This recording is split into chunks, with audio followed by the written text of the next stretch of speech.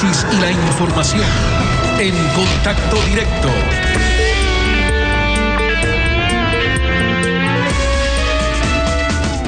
El proyecto de ley de urgencia económica tiene 3 objetivos primordiales: atracción de inversiones, estabilidad fiscal y generación de empleo. Lo analizaremos con Richard Martínez, ministro de Economía y Finanzas. Buen día, bienvenido a Contacto Directo. Muy buenos días, Alfredo. Gracias por la invitación. Un saludo a la audiencia. Las disposiciones transitorias 9 y 10 se refieren al equilibrio y estabilidad fiscal. Cambian la metodología de contabilización de la deuda de conformidad con recomendaciones de Contraloría y ratifican la autorización de nuevo endeudamiento dado por la Asamblea en el presupuesto para afianzar la seguridad jurídica.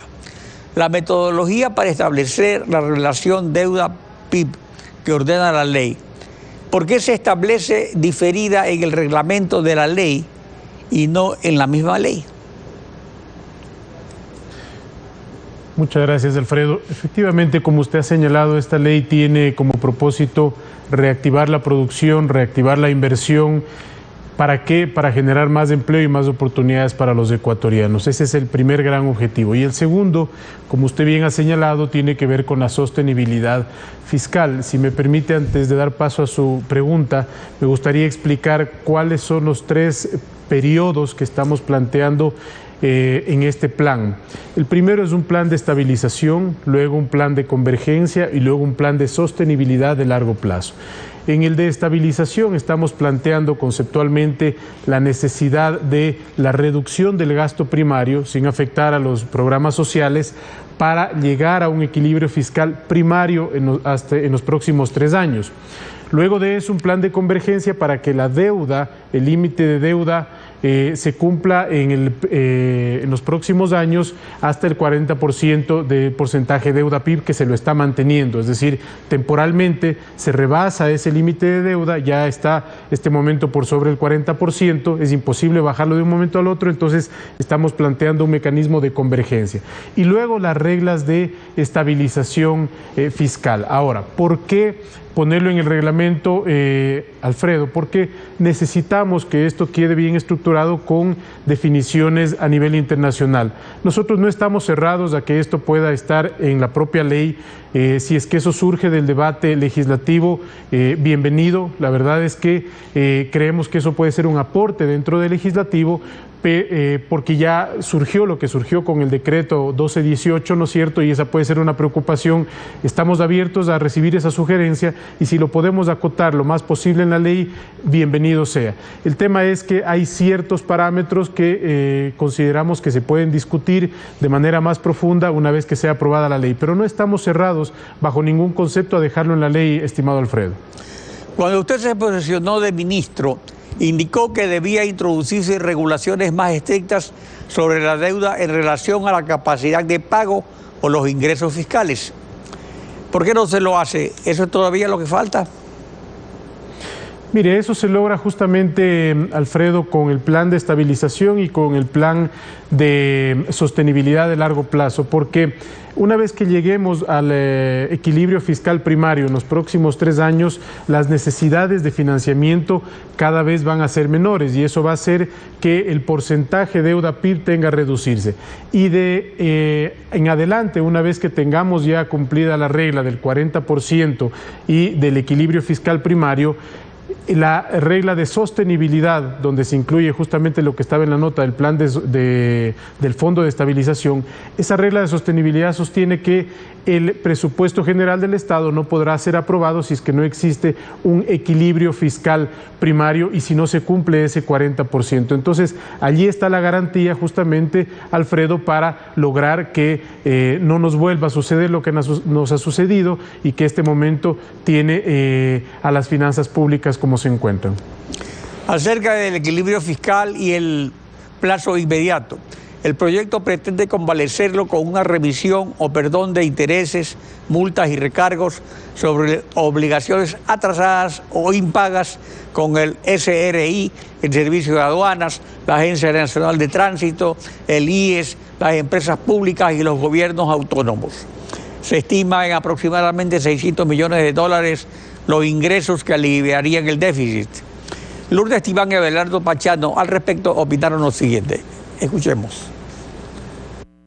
Del no cobro de intereses, moras, sanciones, multas que se está planteando nuevamente. En el 2015 ya se hizo eso. O sea, ¿aquí a quién se quiere beneficiar? Simplemente a los grandes empresarios que no han tenido la posibilidad de pagar ni capital ni interés, pero en este caso la gente se está volviendo mañoso, pues. Como sé que va a venir cada 3 años un perdón para los intereses, entonces no pago. A nosotros nos cortan la luz a la semana que no pagamos. Bueno, la estimación que hace el gobierno es de que puede recaudar aproximadamente 600 millones con esta disposición. A mí personalmente estas normas no me gustan, van en contra de los principios básicos de ética y de manejo de los incentivos de una formalización tributaria de las sociedades. La angustia fiscal es la que lleva a este tipo de propuestas. Lo que se necesita es que tengamos un sistema judicial mucho más expedito, mucho más claro, y también una política tributaria menos enrevesada.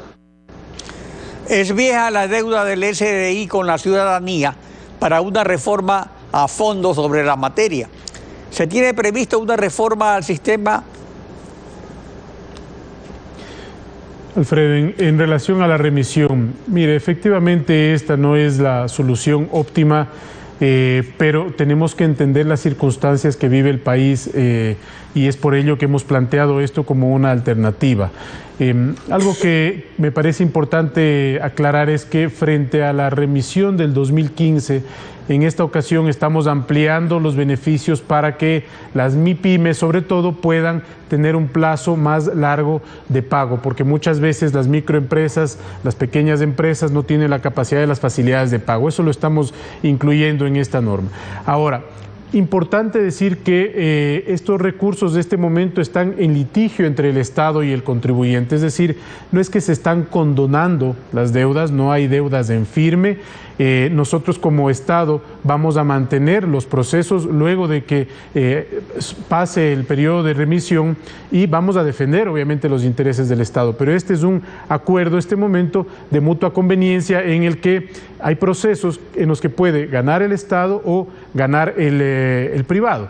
Estamos en este acuerdo, insisto, de mutua conveniencia y lo que aspiramos es obviamente que en el futuro esto no se pueda repetir. Incluso ayer conversando con algunos asambleístas alguien sugería poner un candado al futuro. Creo que es una muy buena sugerencia y dejar un candado para que en el futuro este tipo de remisiones no generen las preocupaciones que vemos que se pueden generar, que son válidas. Pero nos parece que en las circunstancias actuales esto debe aprobarse, porque de lo contrario el ejercicio fiscal en sí mismo se presiona mucho más y estará muy comprometido el cierre de año.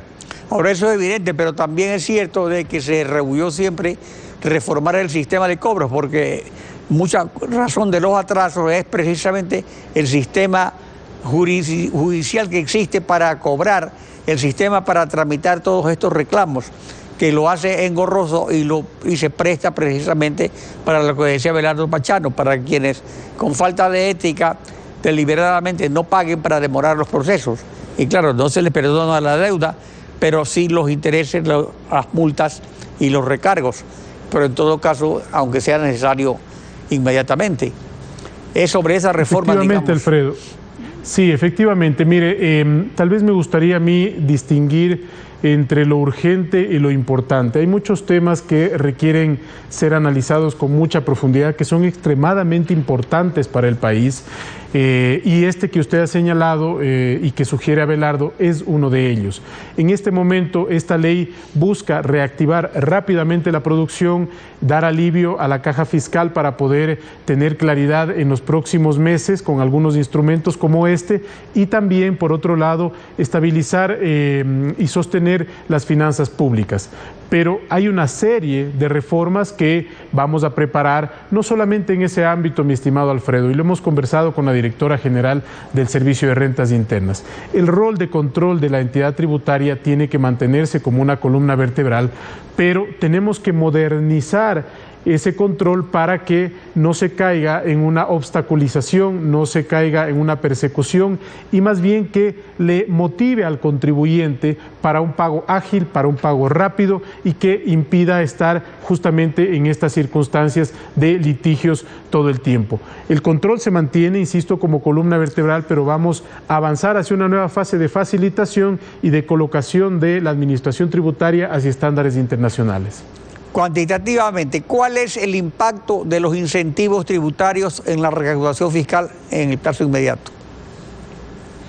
Mire, lo que tenemos, Alfredo, es que en los próximos años el efecto, contabilizando este y los 2 años siguientes, tenemos un impacto fiscal neutro, es decir, con lo que se recoge de la amnistía, que son cerca de 700 millones en este y los 2 subsecuentes años por esta facilidad de pago que les señalo, eso se netea con los incentivos tributarios, muchos de ellos aplican desde el próximo periodo fiscal, que están en el orden de los 240 a 250 millones de dólares. Entonces, en términos netos, en los próximos 3 años tiene un efecto fiscal neutro. Para adelante, evidentemente, nuestra aspiración, Alfredo, es que la propia reactivación económica que vamos a lograr con este proyecto de ley pueda suplir ese sacrificio fiscal que está haciendo. Al final del día, Alfredo, la ley en sí mismo no es un fin. Los incentivos no son un fin. El fin es generar mejores condiciones para que los ecuatorianos tengan más oportunidades para invertir. Y el fin es generar más empleo para los ecuatorianos. La ley, los incentivos, los ajustes que se hacen en este momento son un medio, y así lo vemos, para crear estas oportunidades de empleo para los ecuatorianos. En efecto, es un medio, pero un medio también, además de fomentar productividad y generar empleo, para reducir el tamaño del Estado. ¿Obligará este impacto a esa reducción?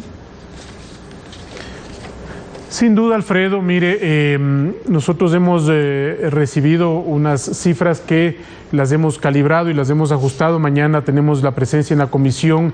Voy a presentar con detalle las cifras de lo que sería un escenario pasivo este año, es decir, cómo cerraría el presupuesto general del Estado si es que no hacemos algunas correcciones. Y también voy a presentar, porque ya lo hemos tratado con el señor presidente de la República, cómo vamos a cerrar tomando algunas decisiones importantes de este año. Hay que aprovechar una oportunidad que se presenta este momento, que es el incremento de los precios del petróleo. La nota señalaba un ingreso que hay que ajustarlo, porque no todo eso llega a las arcas del Estado, porque hay que hacer descuentos, por ejemplo, como la importación de derivados, etcétera. Entonces hay que netear ese valor, pero sin duda hay un margen adicional para el gobierno. La misma ley de remisión nos ayuda a tener más ingresos, pero por el lado del gasto, Alfredo, sí hay ajustes que hacer. Fíjese usted, estuvimos analizando en estos días con algunos secretarios de Estado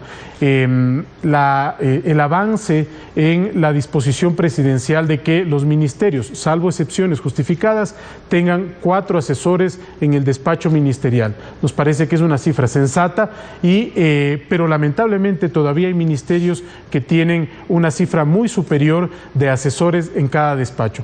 Eso tiene que corregirse, la disposición presidencial ya fue entregada y tenemos que ir justamente hacia ese camino. Adicionalmente, Alfredo, si usted me permite, hemos ya enviado una comunicación a todas las entidades, instituciones del presupuesto que constituyen el presupuesto general del Estado, que hayan remitido certificaciones anuales para la adquisición o arrendamiento de bienes, ejecución de obras y o prestación de servicios, incluidos los de consultoría, y que no hayan iniciado los procesos de contratación y adjudicación para realizar el proceso de liquidación de las certificaciones y compromisos correspondientes hasta el 3 de junio. ¿Qué logramos con esto, Alfredo? Identificar exactamente dónde tenemos mejoras en temas de bienes y servicios y dónde tenemos subejecución que tiene que ser ajustada. Otra, evidentemente, es un proceso de subejecución normal, pero sí creemos que hay muchos espacios de eficiencia que podemos corregir en este año y llegar a un número que nos permita avanzar en este plan de estabilización. Después de la pausa comercial continuamos con la entrevista. Estefi. Regresamos con Richard Martínez, ministro de Economía y Finanzas. Después de esta pausa hablamos sobre generación de empleo adecuado como resultado de la atracción de inversiones, austeridad, fondos para emergencias, entre otros temas. Quédese en nuestra sintonía. Continuamos. El proyecto de ley tiene 2 páginas de exposición de motivos, 4 de fundamentos jurídicos o considerandos y 47 páginas de contenido normativo, en donde se indica el efecto o meta cuantitativa que se propone en generación de empleo, que es el objetivo social. Alfredo, lo que estamos incluyendo en este momento es una serie de reformas que si la Asamblea las aprueba, van a viabilizar la consecución a ese empleo. Tenemos unas estimaciones preliminares que las vamos a presentar mañana también en la comisión a la que ha sido enviada por la vía del CAL, pero más allá de esas estimaciones preliminares, Alfredo, que las ajustaremos hasta el día de mañana, insisto, tenemos que ver la globalidad del llamado que se está haciendo al sector productivo y al sector privado, dando el cumplimiento a la palabra del presidente de la República del 2 de abril. El señor presidente de la República señaló varias cosas importantes y una de ellas es que el sector privado es el actor protagónico de la economía para la generación de empleos, batiendo sobre una premisa que 9 de cada 10 empleados son contratados por el sector privado. Los incentivos, sobre todo los incentivos que amplían las ventajas que hoy existen en el Código Orgánico de la Producción, Comercio e Inversiones, van a estar abiertos en una ventana de tiempo de 2 años. ¿Cuál es el objetivo de esto? Primero, garantizar la sostenibilidad de la recaudación en el largo plazo, pero sobre todo y ante todo, Alfredo, hacer un llamado al sector privado para que vuelque en este escenario sus inversiones en el país en los próximos 2 años. Estamos conscientes de que no se puede solamente con una ley a las inversiones atraerlas, pero creemos que la ley es suficientemente potente como para garantizarles a estas inversiones un periodo sobre el cual puedan tener estos beneficios y sobre esa base empezar a generar el empleo y sustituir la inversión pública de la cual fuimos objeto como economía durante los últimos años, de un modelo de desarrollo en el cual primó el gasto estatal y que tiene que hoy ser suplida por la inversión pública, no solamente en proyectos productivos, pero también en alianzas público-privadas. El sacrificio fiscal en exoneración de impuestos, multas, recargos es significativo, pero hay un sector humano pequeño que es castigado y que el beneficio fiscal que se obtiene es modesto por parte del SRI, que son los profesionales que ganan más de $100.000 al año, a quienes se grava el 13º y se les quita las deducciones por gastos de salud, educación y vivienda.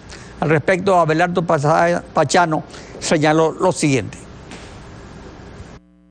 Todavía estos son rezagos que quedan de esas viejas concepciones de política económica que clasifican a los actores económicos por el nivel de ingresos. Ya tenemos que ir abandonando esa línea de gestión. Y cuesta trabajo convencer a muchos sectores de las actividades nacionales de que por esa vía no se consiguen los resultados, sino que más bien se perjudica a la formación del capital humano en el Ecuador. Yo esperaría que se le pueda revisar el impacto tributario en términos cuantitativos, no debe ser mayor, pero el impacto psicológico en la conducta de estos jóvenes profesionales sí es bien importante. ¿Cuál es el fundamento ético o técnico para considerar renta a los ingresos de este grupo humano? Mire, Alfredo, aquí hay que aclarar que la norma establece que se va a trabajar sobre los ingresos netos, por un lado. Y tal vez yo pongo otro punto de vista en la mesa, y es que no se está afectando a más del 98% de los ecuatorianos. Eso es lo que está en el proyecto de ley. Entendemos, va a haber una afectación, sin duda, posiblemente la recaudación no sea tan significativa como se señala. Creemos que este momento sí nos aporta, sí nos da un margen de maniobra, sobre todo tiene un concepto de progresividad detrás, porque el 98% de las personas no van a ser afectadas. Pero todo esto, Alfredo, sin duda ya está en manos de la Asamblea. El Legislativo tendrá que deliberar sobre este tipo de temas y nosotros esperaremos a que llegue el documento una vez que se haya debatido en la Asamblea para proceder con el veto en aquellas cosas que consideramos que debamos hacerlo. La constituyente de Montecristi suprimió los fondos de emergencia creados con los excedentes petroleros y cuando vino la crisis el gobierno a través del Banco Central tomó aproximadamente 8.000 millones de dólares de la liquidez del IES, de los gobiernos autónomos y de la banca privada. Al respecto, ¿qué contempla el proyecto urgente respecto a esta capacidad de endeudamiento del gobierno a través del Banco Central? Básicamente lo que se establece, Alfredo, es que se pone un freno a ese tipo de endeudamiento. Como Estado lo hemos señalado públicamente y insisto en aquello. Vamos a honrar todas nuestras obligaciones. De tal manera que las obligaciones que están contraídas no solo con los compromisos que tenemos no solamente con el Banco Central, sino con todos los acreedores van a terminar, de ejecutarse. Pero en el caso del Banco Central definitivamente ya tenemos que poner un freno a esa práctica porque de lo contrario se le debilita la posición al Banco Central. Y en un escenario de dolarización eso no corresponde. Por otro lado, Alfredo, si usted me permite, me gustaría también señalar de una manera general cuáles son los beneficios que tiene el proyecto de ley para las microempresas, para la economía popular y solidaria y para las nuevas inversiones. En el caso de las microempresas, sobre todo, se está haciendo una exoneración de 3 años de impuesto a la renta para las nuevas inversiones. En el caso para las nuevas microempresas que se constituyan, para el caso de la economía popular y solidaria, que es un segmento importante también, estamos creando en la ley para ajustarlo en la vía reglamentaria, un fondo de garantías. Son organizaciones que tienen dificultad de acceso al crédito. ¿Por qué? Por la falta de garantías. Entonces, este tipo de instrumentos que se utiliza en muchos países a nivel global, lo que hacen es darle oportunidades para que puedan acceder a mayor crédito. Y en el caso de los incentivos para las inversiones nuevas, estamos hablando, Alfredo, no solamente de nuevas empresas que se constituyan, sino de inversiones nuevas de empresas ya existentes, aclarando que la mera transferencia de acciones no constituye una nueva inversión. Entonces, estamos apuntando a inversión que sea generadora de producción, de empleo, de actividad económica. En ese caso, lo que se tiene, estimado Alfredo, son 20 años en zonas fronterizas, una vez que se ha suscrito la inversión, zonas deprimidas y región amazónica. ¿Por qué hacemos también esto en zonas fronterizas, Alfredo? Incluso en este momento por temas relacionados con la frontera norte, que creemos que la mejor forma de combatir, y lo hemos hablado con el ministro de Seguridad, la inseguridad allí es manteniendo la frontera viva. 10 años para ciudades de todo el país, menos la zona urbana de Quito y Guayaquil, bueno, Richard, y 8 años para la zona de Quito y Guayaquil. Ya. Así que muchas gracias por acompañarnos hoy en Contacto Directo. Muchas gracias a usted, Alfredo. Gracias por la invitación. Estefi. Son las 7 de la mañana con 33 minutos. Tenemos que ir a una pausa. Al regresar nos espera Patricio Alarcón, el presidente de la Cámara de Comercio de Quito. Vamos a hablar sobre este proyecto de ley de urgencia económica, la tarea que falta, un cambio en la dirección correcta. Manténgase en nuestra sintonía. Volvemos. Patricio Alarcón, presidente de la Cámara de Comercio de Quito. Bienvenido a Contacto Directo. Buenos días, Stephanie. Un cordial saludo a la audiencia de Contacto Directo. Buenos días. Hoy revisan un proyecto económico urgente con un ministro que estuvo antes que usted en este espacio, que estuvo con ustedes en las cámaras, que representaba al sector empresarial, y habría que pensar entonces que el proyecto está en sintonía con lo que ustedes demandaban o tienen reparos a la propuesta. Stephanie, yo creo que el proyecto en general envía buenas señales al país, envía buenas señales a los capitales extranjeros. Yo creo que se está definitivamente dando un giro en el timón. Estamos pasando de un modelo del gasto y del endeudamiento a un modelo del ahorro e inversión promovido por el sector productivo. Es muy positivo. Sin embargo, debemos aclarar que esto requiere un proceso. Esto no va a ser un milagro. No se puede reparar el despilfarro de 10 años simplemente por el cambio de un ministro o por el envío de un proyecto de ley. Yo creo que debemos analizar la ley en 3 ámbitos positivos. El uno, las ventajas que se da para la inversión. Lo segundo, las reglas macrofiscales, muy importante. Y lo tercero, los incentivos que se da para la inversión en vivienda social. Y ciertamente existen buenos beneficios para la inversión.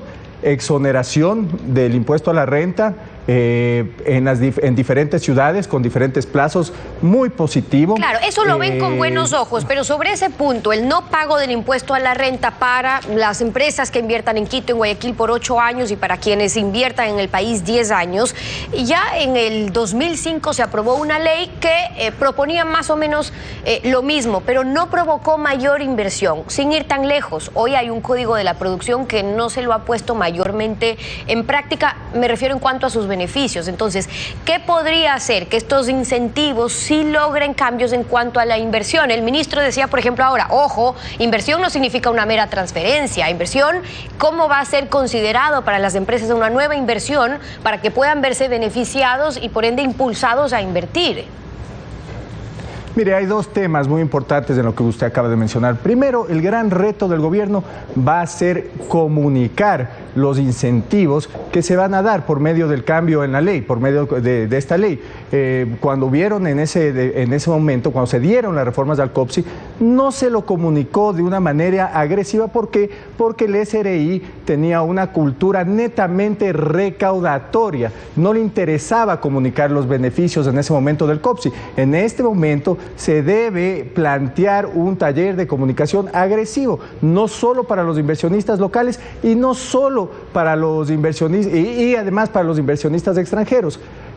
Además, la inversión no va a llegar solamente por los incentivos. Hay que resolver algunos otros asuntos.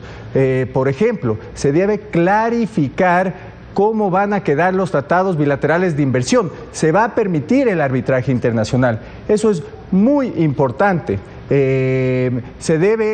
Debemos dejar claro que debemos adherirnos a la Alianza del Pacífico, debemos adherirnos o debemos firmar un acuerdo comercial con los Estados Unidos, muy importante, además para atraer inversión. Dentro de otros temas, mire, el mercado laboral. Porque genera también, en cuanto al arbitraje, un tema de seguridad jurídica, y sobre eso, el papel importante que eso significa para quien quiera venir a invertir a nuestro país, que sepa que no le van a cambiar las reglas a la vuelta de la esquina. Pero yo le pregunto, ¿consigue eso proteger sus inversiones, Stephanie? Ok, pero y hay otro tema importante, proteger las inversiones. ¿Consigue eso este proyecto cuando se plantea un periodo de estabilización? Sí, de hecho, se pueden seguir endeudando durante los próximos 3 años, pero después de 3 años ya habrá que respetar las reglas, respetar ese techo de endeudamiento y probablemente ahí los ajustes.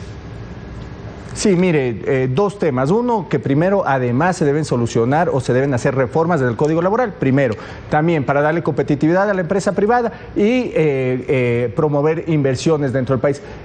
Segundo, las reglas macrofiscales, tal como usted lo ha mencionado, muy importante. Lo bueno de lo que se está proponiendo en cuanto a las reglas macrofiscales es que el Estado tiene 3 años para dejar el déficit en 0, o sea, tiene la obligación de dejar de gastar. Además, tiene un periodo, en un periodo cuatrianual, se va a controlar el nivel de deuda, no se va a poder endeudar agresivamente. Esto va a promover un equilibrio fiscal, esto ciertamente va a promover una estabilidad política y esto ciertamente puede promover la inversión. Además, que se está creando dentro de los aspectos positivos un fondo de ahorro para promover productos, para promover proyectos sociales y además se está blindando la posibilidad de que el Estado se endeude por medio del Banco Central.